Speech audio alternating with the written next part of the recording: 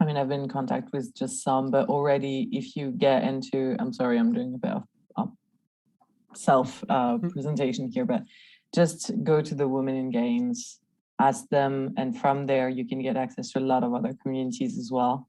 And from all the conversations I've had with women from Women in Games or men from Women in Games, because there is a few allies in there, and there is also a few LGBTQ plus people in there that might not identify as male or females. From the conversations, if you come in with an open heart, you will receive a lot, including contacts and good people that will be happy to help you. And do that like as you're building the game. Don't just do it afterwards. Don't make it an afterthought. Oh yes, please, please, please make it ethical by design. I haven't dropped that term yet. But talking about AI and games, ethical by design. I do include it in the process. I do, like, I'm an ambassador for Take This and things like that. Like, don't then just ask like someone to come in after you've made a game to rubber stamp it. Like, actually bring these people in as you're making it, consult, then develop, and then you'll definitely end up with a product that is way more representative, way more inclusive, has appropriate things like content warnings in and things like that. Like, I mean, and to again circle back around to Detroit, like, there was a lot of like really like heavy stuff in Detroit, but like without warning at all, like just like out of the box, just like, yep, that's what's happening. Even like at the beginning with like Yokara storyline, like you don't necessarily see anything like explicit. It does like a hard cut away, but like what's happening, and that's grim, like almost like unprecedented. Like you didn't like, I got the vibe before anything had happened. So it's like, even if nothing had explicitly had happened, I'd have like, oh yeah, that was a crappy situation. I'd have felt it. You know what I mean? Yeah. So like going like that way is like, woof, that's a lot. Yeah. But there is a lot, like Charlie is saying, IJDA as well. I'm not sure what IJDA, but Interactive Game Development Association. Just a wild guess. And then co-design and co-development are key. Yes, 100%. I think we can all agree on this. Now, I know that coming from people in academia, that's maybe easy to say, but please do it. Please do it. But don't go in with the aim of making your name. Do it to build a relationship and trust. Yes, because that happens a lot with industry joining forces with academia as well. Okay, so it's the International Game Developer Association. You were close. Yeah. Not at all. I was trying to be like, you were good try, Slugger. Like, you were nearly there. But it's like, no, we have the real thing, International Game Developer Association. There you go. And yes, don't do it. I mean, of course, business needs motivation to do that kind of thing. So social credit is a motivator. But please, I know there is some business out there that have been built on values, such as let's make the world a better place. I don't believe people wake up one morning saying, "Oh, let's fuck up stuff." I mean, I don't know. I've met some people. Okay, well, my personal belief is optimism. I mean, again, have you seen the British government? Okay. Optimistic perspective. People do mistakes doesn't mean that they meant it. Also, Charlie points out, it depends on the morning. No one is helping here. But anyway, please. And if you're not sure who to contact, you feel uncomfortable, contact Chris or I. Like, yes, we're connected people. We'll point you towards associations, groups. We'll introduce you. We're happy to do it. Because I think, like, on like making a name for yourself, like, I don't know, like, work should always speak for itself more than like shouting and sort of screaming. Like, I mean, it's gonna sound like a flex, but like, I'm only like a year into my PhD, with like, the amount of people I've met just through like being an annoyance on Twitter. Like You're not an like annoyance. yourself included, like that type of Yes. thing. Just like that happens just because I'm there doing my thing, and people seem to resonate with it or share the field, and want to chat about it. And there you go. And I think that's the thing. Like just do what you want to be doing, and that's the kind of thing that will drive that kind of thing forward. And I'm sorry. Yeah, Charlie says I'm Scottish. My default setting is fuck this flop. Fair enough. But it's really, if we want to circle back to Detroit after all those inspiring speech, and hopefully you'll do it. Do it. I don't believe in subliminal, but do it. Let's talk about one thing that we've just mentioned yet, and I think we need to get into it. It is the camps. Okay. Working with Indigenous communities has all come about through word of mouth, not me advertising or trying to make bank off it. Well, there you go. I end up working with amazing people, including you, Charlie, as of yesterday. But I'm really happy how this is starting. And Chris and Chris's supervisors, and honestly, a lot of crazy human beings that are just being too nice. And this is just because, we ended up chatting and being like, hey, it's fun, let's do it. So I think that's the best way. And in the end, one of Chris' supervisors told Chris about me. I mean, it speaks for itself, yeah. It speaks for itself. Yeah, it means he doesn't think I can't work properly. No, but that's how it works. And if everyone is benevolent and everything works right. Still a lot of optimism, my personal truth. What I want to believe. You're academy famous. I am famous in my neighborhood. That's basically it. That's my neighborhood. Okay. Famous in my building. I mean, I'm gonna leave it alone. Just the cyber psych 10 people. That's it. But anyway, moving on. The concentration camp in Detroit Become Human. I know that you had a strong reaction to it. I was there. I saw your face. Yeah, we would as we would say where I'm from. That was some heavy salad. Okay. That was uncomfortable. I think to watch. It was uncomfortable to play. It was just I think they captured the sort of lack of humanity from the guards really well. Like there was they were all like your big sort of SWAT, like heavy duty kind of beefcakes, who were very quick to shoot.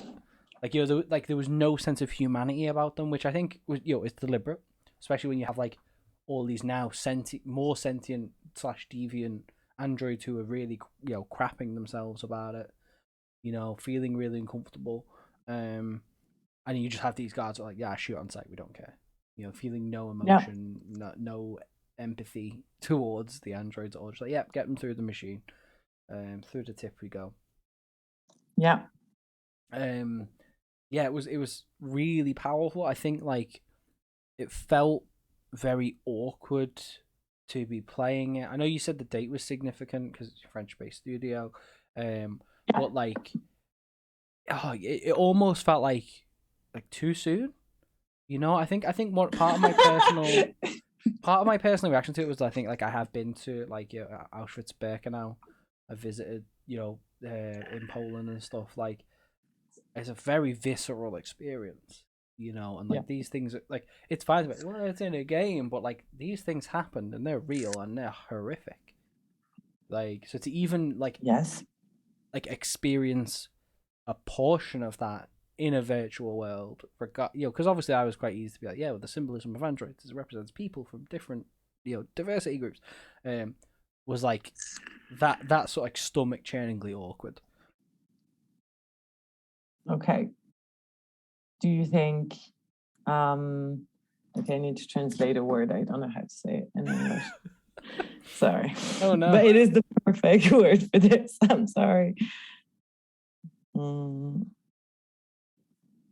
Unwelcomed, I guess. Yeah, unwelcomed. Do you think it was unwelcomed? No, I don't think so. Because again, it's mentioned in the game, but it's like that's what humans would do. Like, right, we'll just switch them all off. Then you're causing us a problem. Seek and destroy kind of mentality. Maybe like unprecedented. Another good word you use. Like it wasn't, because I think that's exactly what the people would do. Like, the humans went in all guns blazing real quick. Yeah. Decommission, turn them off, blah blah blah. Yeah, I can see that being the human track. Okay. Do you think, what did you think of the dehumanization phase? There was definitely a phase that was meant to strip androids from their humanity in a way. Like, well, literally, turn them back into, like take exactly. Take off your clothes, take off your skin. Like that was like very like, oh wow, like they're really going the full way with it, sort of thing. It worked, right? Yeah, in my opinion, that worked. That shocked me personally. It took me a second. It was like, as I said, the brutality of it, just the fact that the people that were there did not care and were just so like obtusely violent. Did you get to have any empathy for those humans in the cognitive way? Now that we've defined all that. For the humans, no, I just partly because I think they just weren't explored. Okay, but just in the way that you understood their behavior. I don't know, because I think looping back to our discussion about hatred, I think like those kind of people seemed like they were not just doing their job; they maybe actively disliked androids, and were sort of therefore taking some type of pleasure from it. Yeah, or at least satisfaction, if not pleasure. Okay. Again, though, like they're also like almost cartoonishly framed as the villains, in that set piece. Like that's the whole point. They're perhaps meant to be portrayed as more evil than they are. That's like part of the media, the set piece. Yeah, when you have the media news coming up and stuff, I think it's always super interesting to see what the media say, because I think that was a really good depiction of what the media could be saying. At least in France, but I'm gonna guess in other places as well. Yeah. I don't think it is a French thing. Cool. I really liked the camp. I thought it was probably the best way to finish this story was to show the worst of the worst while understanding why. Because I don't think it came out of the blue. As you said, this is something humans could be doing. And as much, but with downtrodden society, it is an easy mark to point to others as the bad guys to focus that dissatisfaction on. Of course. And we were talking earlier about the others. And so the other group, our group, the other group, and also how we have tendencies to see the other group as bad and demonize it. I will have an example here that will not please everyone. China is not a demon. Chinese people, Chinese government is not a demon. They did not wake up this morning saying, let's burn the world down. And if you're interested, there is a 5 years plan published every 5 years for China's action. So they're not even lying or hiding. But because of the cultural difference and the others and us, we will demonize them. I'm not saying I agree with what they do. I'm just saying there's a difference. I think you can even spin that in. Again, I was partly motivated by spite, but the game does a very good job of, you start off with the deviants committing horrible actions to humans, and that is sort of foreshadowing, really, to the fact that the game ends with humans doing, in my playthrough at least, equally as violent and atrocious things to the androids. And then let's be honest, worst even. Well, worse, yeah. Well, so screw these guys, push the button. But that's why, you know, it's partly fueled by spite because of the game, but also like it does a very good job of emotionally moving you along to almost maybe entirely flipping your perspective of, well, actually, screw the Yeah. humans, we're the bad people. And that's something I definitely felt at some point, because so as I said, I played the game truthfully in a way. So I was emotionally involved in every step of that game. And in the end, I was just again, I had a strong attachment to Alice. And seeing Kara in that position was hard, but Alice, that killed me. What was your like ending for that?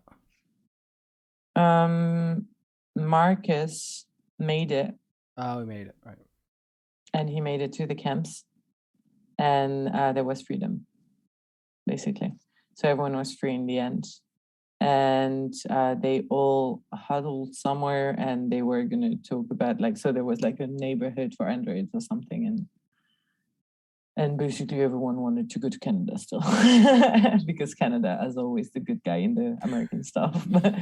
So a little bit more friendly than mine. Half my family is Chinese, and I agree with your view. Comes from the but they are so foreign kind of perspective. Yes, exactly. When we talk about a political decision, when it comes to technology or else, but I know more about the technology, political decisions. I mean, I've heard stuff about China that was stupid. We're just like, oh, they just want to do bad. No, that's, again, did not wake up one morning saying, let's fuck up everyone. But anyway, so to go back to the camps, or not, but to go back to the discussion.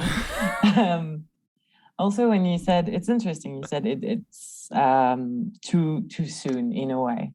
And I would agree, but I would disagree as well. And going to talk about personal experience here. I live in Germany, and it's a country that still has a lot of stigma from Second World War, more than a lot of people can imagine. I don't know if it is an official knowledge, but the guilt of the cultural guilt that is there is enormous and impacts a lot of stuff, way more than people might imagine again. And this way, yes, I would agree it is too close, but at the same time, I think it's good because yes, in Europe we had Germany, but that's not the only place where there was camps. Where there is camps, it's not the only time that we've had genocides. And so I think it's important to also put that in the face of everyone. And I know it's hard, but we're talking about learning empathy through experience earlier. And there is something called negativism. I don't know if it works in English as well, but it's negationism, maybe in English. It's to say that stuff didn't happen, and there is a negationism happening towards the camps. It's illegal in France now, but there has been for quite a long time, considering. And I know that it is still something, but we can't read what they are saying, so it must be subterfuge.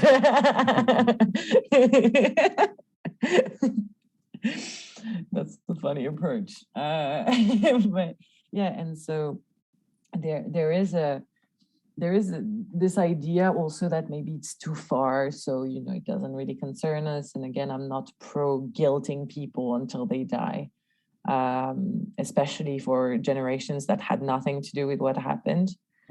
But in France, we have a strong history with the Second World War as well, like the rest of Europe. For us, even though we won the war, we lost. To be fair, we did collaborate. We were occupied, and we did fill the camps with Jews. So yes, it hits close to home. I think we can say it. And as I said, the date, it was 11th of November, which is the commemoration day in France. So it had a real meaning to get there. And I can see how maybe it can be seen as going too far. But in my opinion, points out, like, did anyone win the war? I was gonna sort of say that myself. Like, that's a really good point. There's never really winners in war. There's just people that killed more people. Yes, true. entirely true. But yeah, and so this history to me resonated a lot, and I felt like this was an amazing point to make, and this was a really good thing to remind people of in this situation exactly. I think You know? I can agree with that, because in that, like, there's, how far away are we from that? It's within capability. It is Yeah, within, human actuality. We talk a lot about, again, like, geopolitically with, like, the UK again specifically. I talk about the UK a lot, not because I'm dismissing other political views or perspectives, just because that's the only one I can attest to. But, like, yeah, we talk about this extremity, this kind of pulling of perspectives, and are they actually, I can use the word regressing for lack of a better term, but, like, are we actually sort of yeah. seeing similar things to what we've seen in the past, and what will those outcomes be? Because at the end of the day, Mm, they would be worse now, yeah, because we have more technology, and violence is easier to perpetuate than it yes, was 50 odd years ago. You know what I mean? yeah. Like, yeah, even 10 years ago, like, just because of the way technology develops, like. I mean, I don't remember. I think it was 2010 that we had the first smartphone, something like that. Mhm. That was stupidly close. I mean, I remember a life without smartphones. Yeah. And I remember it really well for a person of my age. So it was literally yesterday when you have kids today that do not imagine a world without the technology, the connection, the overconnectivity, and that kind of things. So I think it's also important to highlight that in 10 years we might be in a place we didn't even imagine could happen. And you're right. You're right. Also, we have the great knowledge, and knowledge is power, right? So as much as I don't believe we will end up in a situation like in Detroit, and I do not believe that we will end up with androids becoming sentient, at least not in my lifetime, I do believe that we still have the possibility in ourselves as societies to end up somewhere close to that in a way, in the violence of it anyway. Because that was violent as hell. Come on, I couldn't imagine something more violent than that, to be fair. No. Maybe because there's nothing more violent culturally than that. No. Yeah. I think it was brilliant. My general opinion is that it was brilliant to put it there. No, it was. I think, like, again, like, I'm always kind of look at it from that perspective of, like, yeah, it was like a really dark turn. There was kind of like no real like warning, and like the fact that it could, like, there's always that, because I'm kind of on that sort of perspective, but like that could have, like, been really really upsetting for a lot of people if, like, because you just kind of stumble across that in the game, and like it is, as you say, like, it's far away, but it's also like recent enough for that to like really resonate with a lot of people, and like, that's not the ideal gameplay experience if, like, you're physically becoming upset. You can overly emotionally stimulate someone. You know what I mean? Yes, I agree with that. And that's why I didn't use that part for my experiment Yeah, because psychologically speaking, it would that would be not make ethics. no, that would Bold would be already bold would be the ethics board that approved that. already I almost didn't make ethics board with just the two first chapters of Kara because of the child abuse, which is fair. Not complaining about it. It is fair. I remember texting my dad when he was in France and I was in Scotland. It blew out our mind at the time. There you go. Technology evolution. Now you can FaceTime people from anywhere. But yeah. So I would agree that emotionally this is, I mean, it killed me. Honestly, I finished that game crying. When I finished it, I closed it and I was like, ugh, for about a week.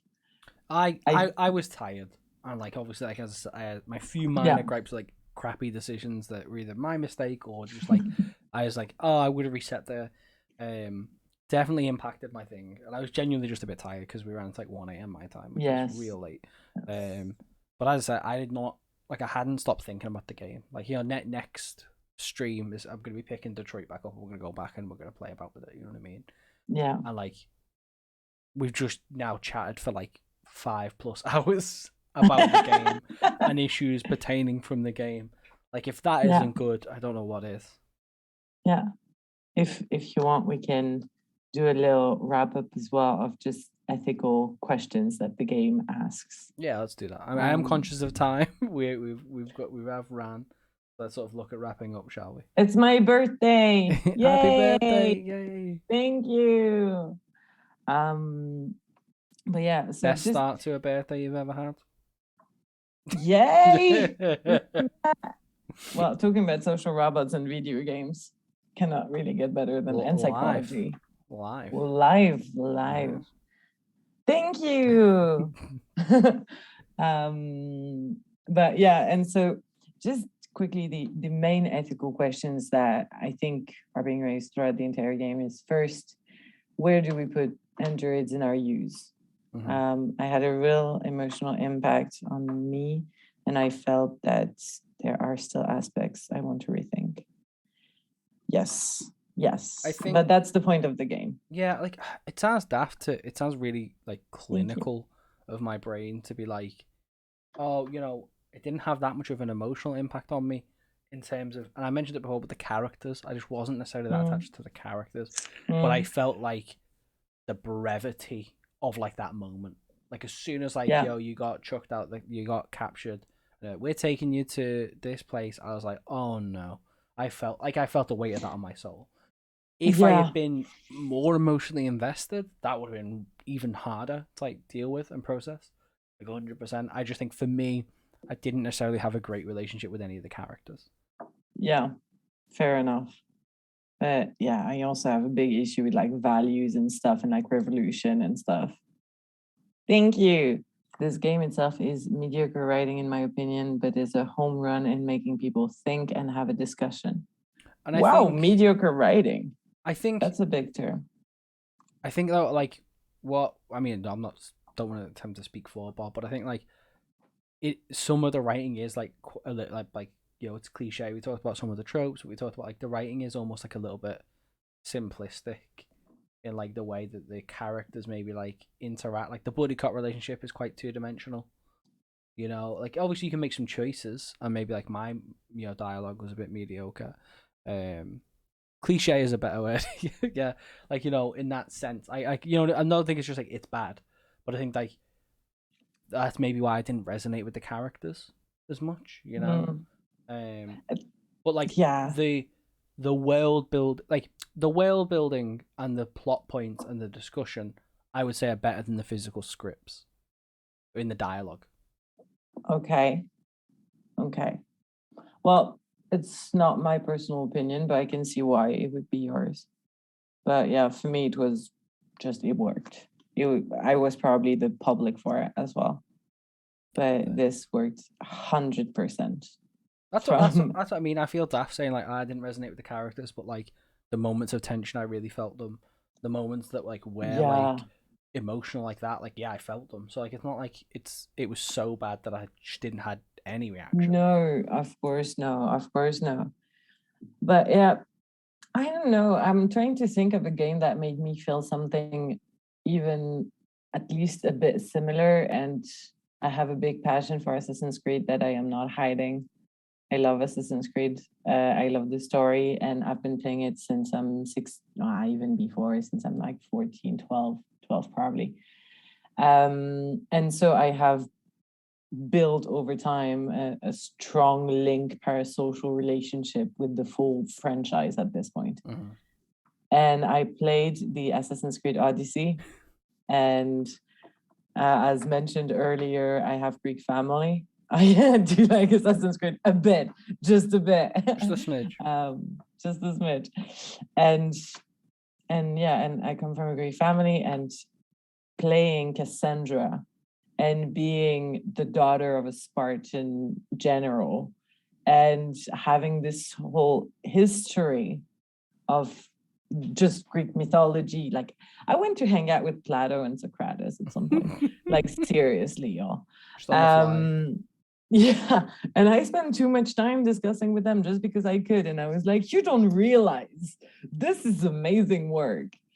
And this made me feel a lot of things. And also when I play Assassin's Creed, I would play the same way I play my other games, which means I'm going to take my own decisions and not the decisions that are strategic. And therefore, I am full on Spartan, killing Athenian every 2 days because I am Spartan. And this doesn't make sense, strategically speaking, not for a second, but it is a strong internal belief. So I would say this made me feel something similar, but it's because it's linked to internal values. And as you said, you didn't identify with any characters, but I think the fact that Kara was in there made a big difference for me personally, because it's a woman. There you go. That's it. That's the entire reason. But Spock is bloodthirsty. Okay. That's what I mean. Like, I just like on the characters, I feel like for me, you maybe could have swapped any of them round, and like I don't think it would have been that huge. I know that sounds really, really reductive, but like I just wasn't attached to the characters. But it is fair. It is fair though. But yeah, so we were wrapping up. So the main is there anything before we try to wrap up? Yeah, the main ethical questions that come up when you play Detroit, I think are first the position of technology, of course, in society and what we want it to be. We go back to this idea of tool or pet. And that's a really good question, because in Detroit it turned into a tool, but to a point where it kind of became another type of pet, but it was a tool. And I believe that the way we're going in our current society is more towards a pet when it comes to home use and stuff like that. I would say that based on the data we have on how people use Alexa and stuff. So now the second question would be, how do we treat those, especially if we consider them like pet? Is it okay to, because they're objects, to not take into account consent? Totally need to do a playthrough with the both of you. We discussed that. We have technical considerations, but it's not impossible. Yes. But maybe it is not impossible. It is not impossible. That would be really funny to just hear us debate for an hour about, do I go right or left at this point? But yeah, and so the question of how do we treat the robots, especially if we consider them like pets, or if they're a new type of relationship, really, but they're still being helpful and there and looking like humans in this context. And then the follow-up would be, it's more of science fiction questioning that comes next, which is what happens if robots start having feelings? What happens if we create a new type of life in a way?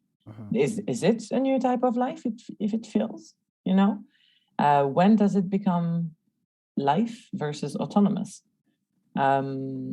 I have my personal opinions on this, but it doesn't mean they're true. They are just personal opinions. And I think I'm going to make a big parallel here with abortion, because we're talking about life creation as well. It's really different, but the end game might be a bit similar. You're still drawing a line in the sand of when is when, which is a big decision to make. Exactly. And really a personal belief, and it was really hard to pass laws on that. I mean, Ireland passed them 2.5 years ago. So I think those are the main questions that come up, and then of course you can go further talking about the accessibility, because it can make you think about which type of robot you would like to see in the world.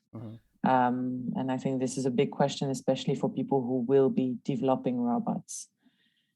I think this is a question. Are they feeling, and how do you verify that? Quantification of feelings. Welcome in hell. That's a 12 hours discussion over a bottle of whiskey, Charlie. Yeah. When is life?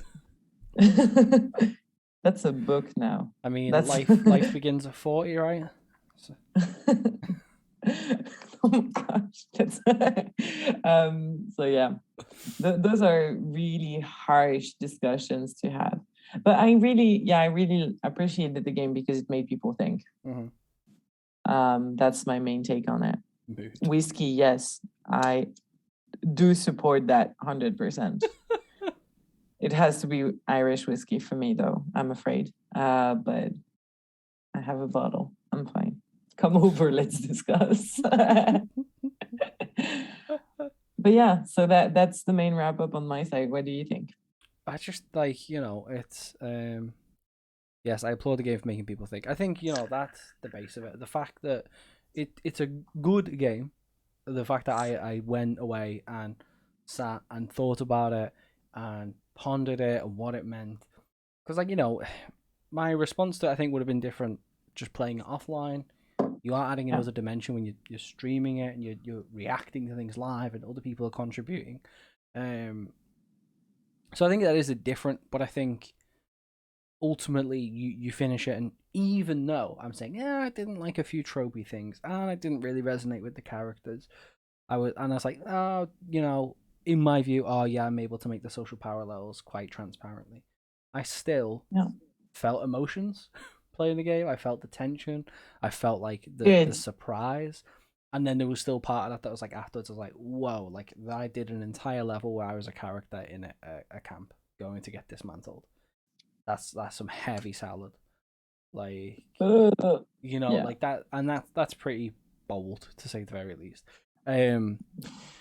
Would my opinion of the game be different if it was linear? I think so, because there is that element of like my choices have led me here, and the decisions I've made. Again, particularly with Marcus, like my on the fence indecision was perhaps more harmful to my cause than picking a side and going really staunch to it. As I say, culminating in the blowing everything up, because I agree the troops are a small blemish. The tropes are a small blemish on a polished steel, yeah. And that's the thing, like, it quintessentially is a good game, and I'd say it's well worth the time. I got like a good mileage out of it. I don't necessarily have the urge.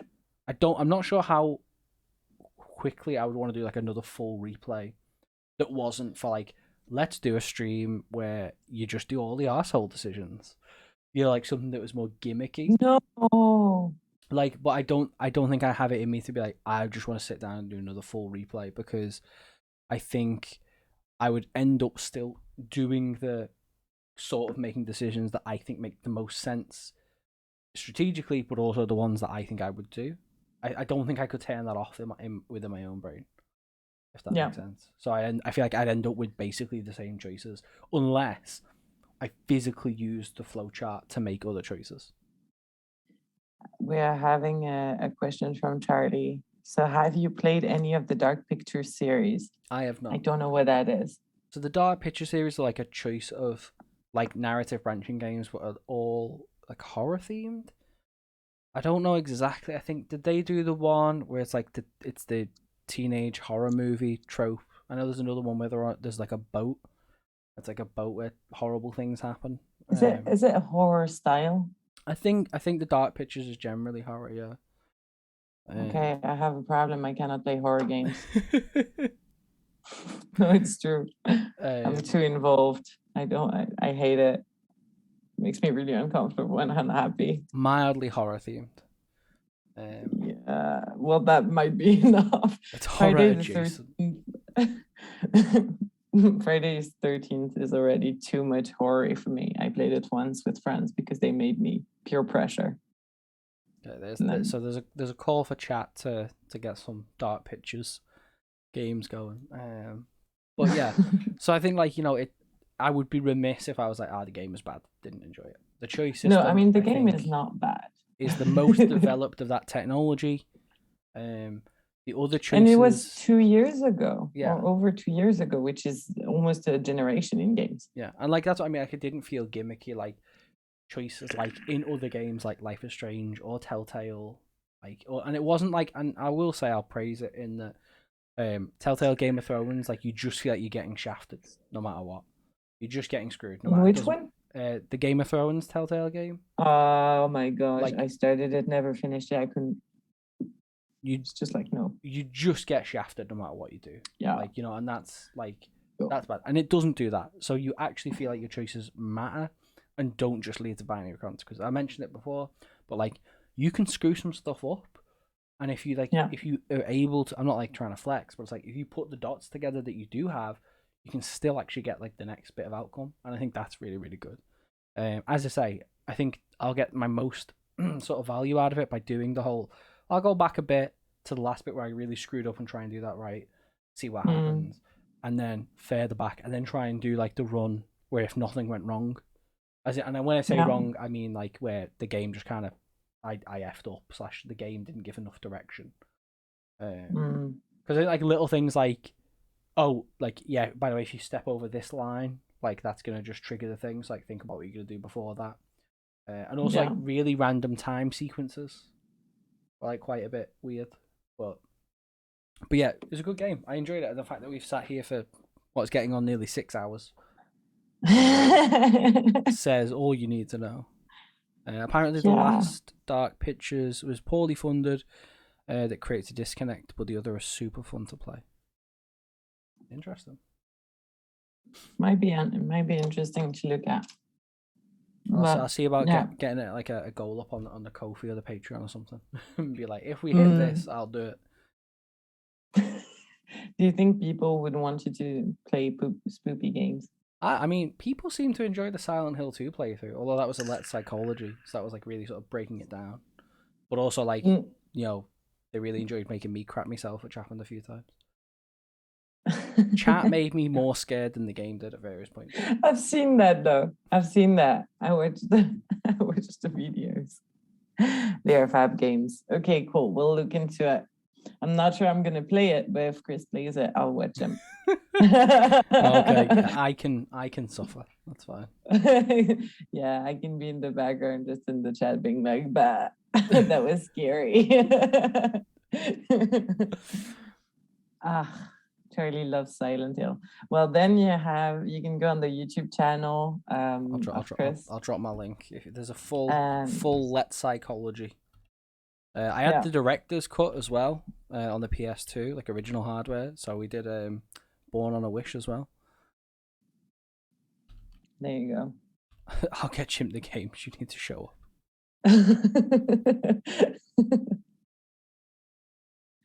There you go. So the link to the YouTube is in there, and then you can check the playlist out. Yeah, that was a fun time. Good stuff. Good stuff. But yeah, let's wrap up. Let's call it a day. Yeah. It's been a while, so I will move over to the ending scream for the screen. We will then sign off. But otherwise, while we're still on, I'll say goodbye. I'll give you all a little wave. Thank you very much for being here and for your participation. It was really nice. Yeah, well, thanks, Auxane, for being on again. Second time, let alone the absolute utter duration of this one. I really appreciate it. But yeah, everyone, I'm going to flick over to the screen now. But everyone, take care of yourselves. Look after your mind, body, and soul. People are just calling for more. Yes, I can hear the call. Should we make this like a thing once in a while? We do a game and we review a game. But otherwise, everyone, take it easy. Look after your mind, body, and soul. I will speak to you again very, very soon. Goodbye. Bye-bye.